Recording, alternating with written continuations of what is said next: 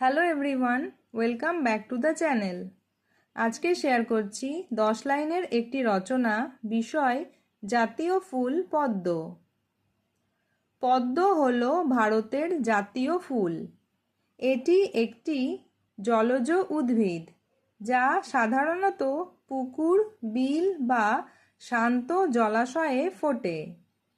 পদ্ম ফুল দেখতে অত্যন্ত সুন্দর এবং এটি পবিত্রতার প্রতীক।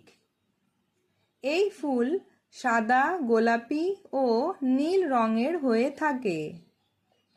পদ্মের পাতা বড় ও গোলাকার হয় এবং জলের ওপর ভেসে থাকে। পদ্ম ফুল সূর্য উঠলে ফোটে আর সূর্যাস্তে বন্ধ হয়ে যায়। এই ফুল কাদা জলে জন্মালেও এর সৌন্দর্য ম্লান হয় না। পদ্ম ফুলের পাপড়িগুলো খুব নরম ও মসৃণ হয়। ভারতের শিল্পকলা ও ভাস্কর্যে পদ্ম ফুলের বিশেষ স্থান রয়েছে। এই সুন্দর ফুলটি আমাদের দেশের ঐতিহ্যের পরিচয় দেয়।